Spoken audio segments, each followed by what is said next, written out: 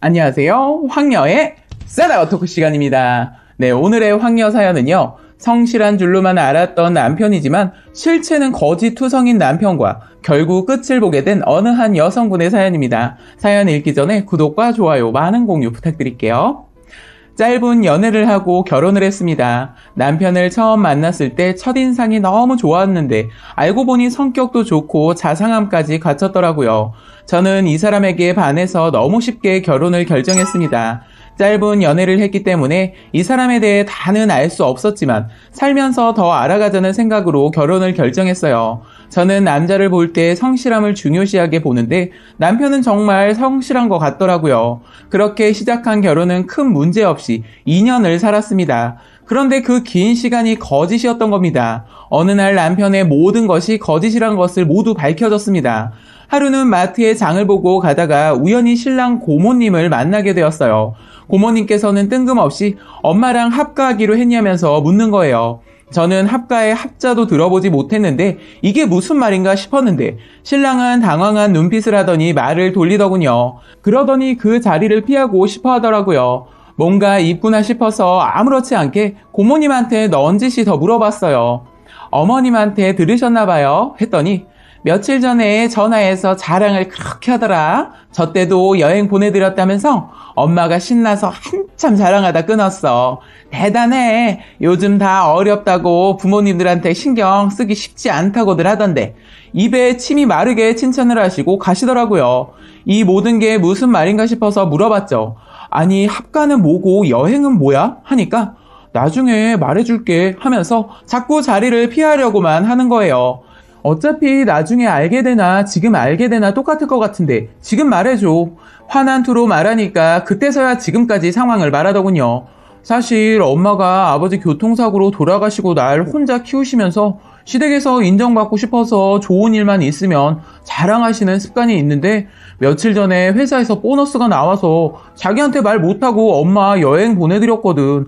그리고 학가는 엄마가 같이 살고 싶다고 해서 엄마 기분 좋으라고 그냥 한 말인데 그걸 가지고 자랑하셨나 보네 하는데 도저히 이해가 안 되었지만 그냥 알았다고 하고 넘겼어요. 며칠 후 시어머님 전화를 하셨는데 뜬금없이 너네 별일 없지? 하시더라고요. 무슨 일이요? 저희 아무 일 없는데요? 했더니 알았다고 하시면서 급히 전화를 끊더군요. 원래 전화 잘 안 하시는 분인데 요즘 들어 자꾸 전화를 하셔서 이상하다라는 생각이 들었어요. 뭔가 나만 모르는 일이 있구나 싶어서 신랑을 잡고 얘기를 했어요. 자기야, 혹시 무슨 일이 있지? 내가 알아보기 전에 자기가 먼저 말해라. 했더니 미안해. 사실 나 일 그만뒀어. 내가 더 일찍 말하려고 했는데 두려워서 말을 못했어. 말하면 자기가 헤어지자고 할까봐. 자긴 성실한 나를 너무 좋아해서 말하기가 두려웠어. 하는데 이해가 안 되는 거예요. 아니 그동안 월급 가져다 줬잖아. 그리고 어머님 용돈까지 드렸잖아. 저 때 고모님 만났을 때도 어머님 여행까지 보내드렸다고 했잖아. 뭐야? 그럼 퇴직금으로 그렇게 한 거야? 아니 언제 그만뒀는데? 묻자 말을 안 하는 거예요. 물어보잖아. 언제 그만두냐고. 성질이 나서 고함을 질렀어요. 말은 안 하고 한참을 뜸을 들이더니 6개월 전에. 이해가 안 되는 말을 듣고 아니 그럼 뭐야? 그동안 월급 어디서 나서 나한테 준 거야? 혹시 너 사채 썼니? 묻자마자 한다는 소리가 아니야 그런 거 아니야. 집 이렇게 말하고 더 이상 말을 안 하는 겁니다. 순간 머릿속에 스치더군요. 그래서 합가 얘기가 나왔구나 싶었어요. 그럼 지금 그 돈을 대출받아서 가져다 주고 어머님 용돈까지 드렸다고? 너 말이 되니? 진짜 생각은 하고 사는 거야? 도대체 우리가 가진 거라고는 집밖에 없는데 그걸 드렸단 말이야? 그래서 합가 얘기가 나왔구만. 그러면 어머님도 아시는 거네? 나만 모르게 둘이서 지금까지 속인 거야?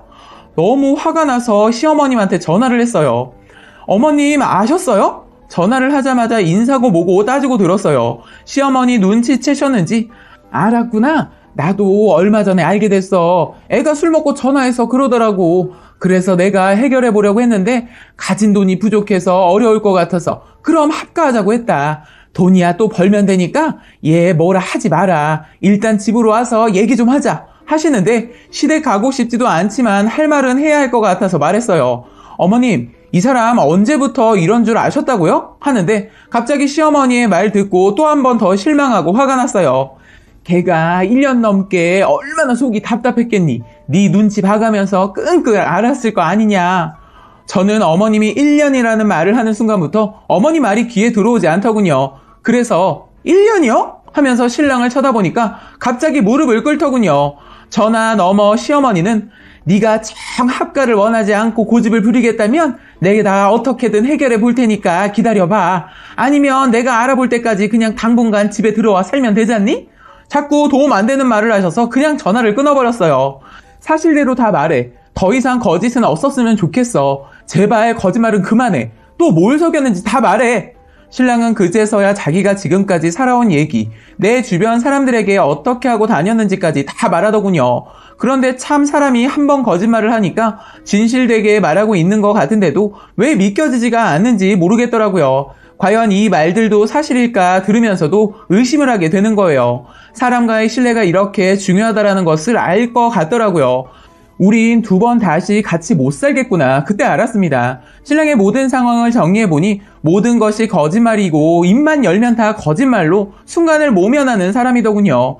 세상에 회사를 그만둔 것이 6개월이 아니고 1년 전에 그만뒀고 월급은 집 담보로 대출받아주고 저를 속이기 위해 보너스의 용돈까지 그것을 1년 넘게 해왔던 겁니다.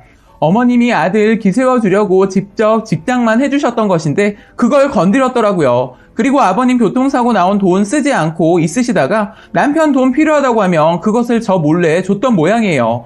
어차피 집은 어머님이 해주셨기 때문에 따주고 싶지 않지만 남편이 저를 속였다는 배신감에 살이 떨리는 겁니다.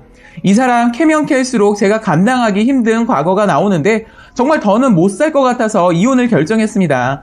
남편은 결혼 전에도 일을 하고 싶으면 하고 하기 싫으면 놀고 인간관계도 엉망이고 좀 어린 나이에는 친구랑 나쁜 짓을 하고 감옥도 갔었다고 하는데 모르고 있던 것을 알게 되니까 남편이 너무 불편하고 무섭기까지 하더군요.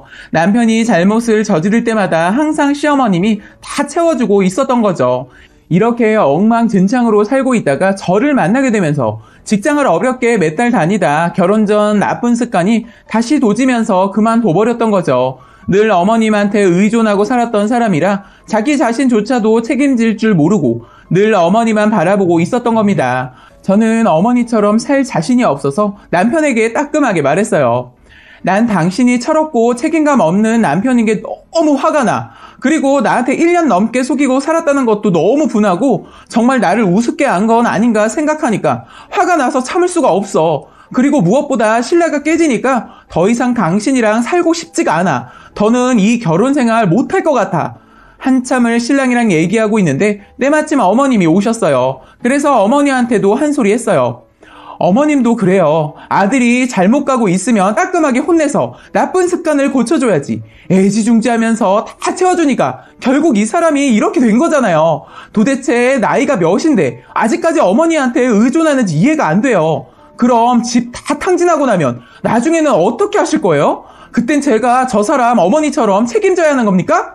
저는요, 다 큰 성인 집에서 먹고 노는 꼴 보고 싶지도 않고 책임지기도 싫어요. 저는 지금 그나마 너무 다행이라고 생각하는 것은 아이가 없는 것이 얼마나 천만다행인가 싶네요. 저희 인연은 여기까지입니다.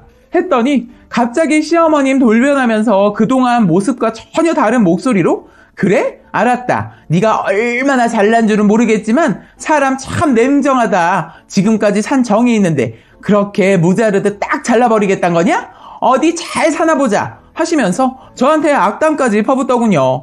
저도 산 정이 있어서 이 정도로 아무것도 바라지 않고 끝내는 거예요. 이 사람이요? 정말 무서운 사람 같아요. 내 주변에도 거짓말을 하도 많이 해놔서 사람들한테 제가 아주 못된 사람이 되어 있더군요. 이젠 그런 거 다 신경 안 써요. 안 보고 살면 되니까요. 저 더 이상 거짓으로 포장된 사람들하고 끝까지 가고 싶은 마음 절대로 없습니다. 짐은 나중에 찾으러 오겠습니다. 그렇게 말하고 저는 그 집을 나와버렸습니다. 친정에도 어렵게 말을 했는데 저희 아버지 화가 나셔서 신랑한테 전화를 했는데 받지 않더군요. 다음날 아버지랑 함께 집에 갔더니 신랑은 이미 짐을 싸가지고 그 집을 나갔더라고요. 아버지는 신랑을 가만두지 않으려고 하셨는데 자리를 피한 이 사람을 두고 한 소리 하셨어요.